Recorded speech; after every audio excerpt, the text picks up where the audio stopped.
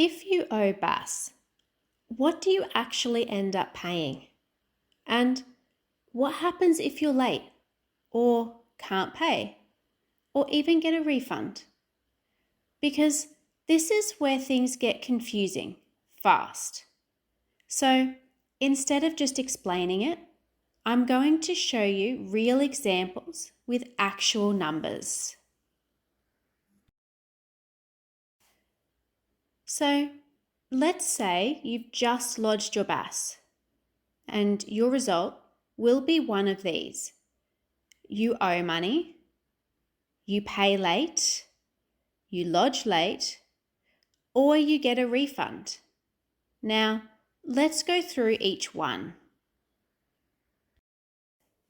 So the first example is just a normal scenario.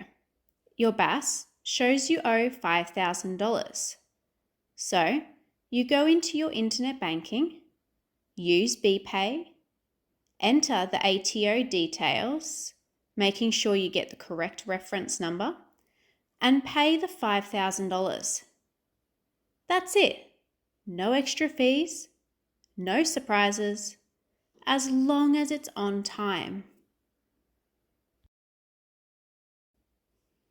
Now, a quick tip, BPay can take 1 to 2 business days.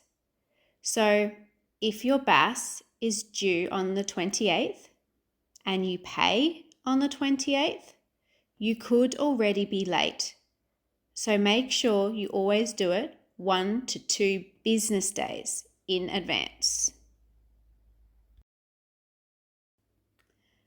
Now, let's say you lodged your BAS but didn't pay the $5,000 on time.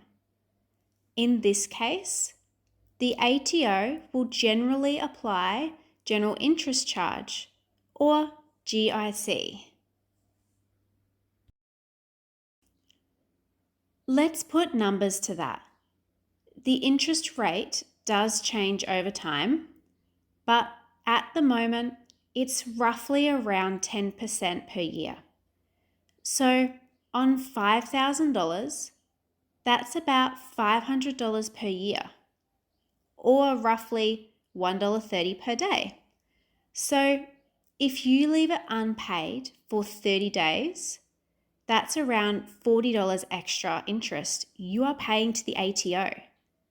And it keeps increasing daily. Now, a different scenario. You didn't lodge your BAS at all by the due date. And in this case, the ATO may apply a failure to lodge penalty. Here's what that might look like. For small businesses, one penalty unit is currently over $300, and this can be applied every 28 days, not calendar month, up to a limit. So if your BAS is 2 months late, you could be looking at $600 or more in penalties. And you need to keep in mind that's separate from any general interest charge applied in addition. But here's the important part. Lodging late is still better than not lodging at all, because once your BAS is lodged, you can stop those penalties from building.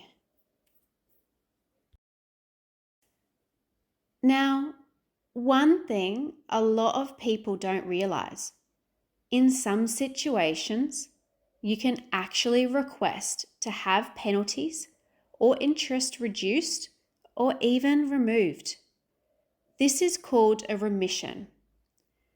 And the ATO may consider this if you have a valid reason. For example, serious illness, unexpected events, or circumstances outside your control.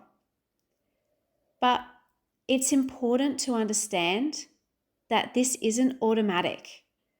The ATO looks at your history, your situation, and whether you've tried to do the right thing.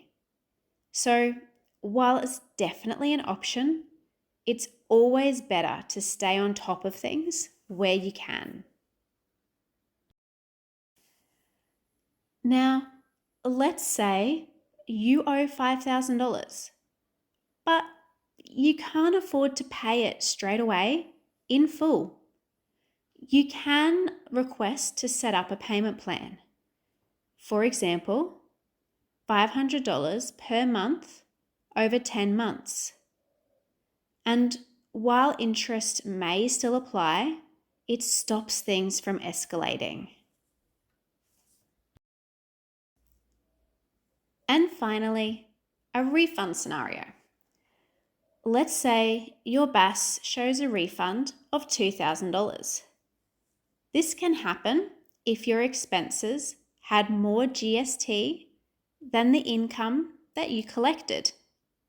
In this case, the ATO pays that $2,000 back to you, usually within a couple of weeks. So, here's the key takeaway. Paying your BAS on time equals no extra cost for you. But if you're late, interest adds up daily, and penalties can build quickly.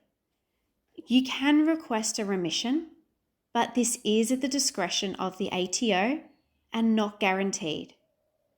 And keep in mind, these rates and amounts can change over time. But once you understand how it all works, it becomes much easier to manage. Thanks for watching Simple Books with Sheridan. And if this helped, make sure to like and subscribe for more simple bookkeeping and tax tips. As always, this is general information only, so speak to a professional if you need advice specific for your situation.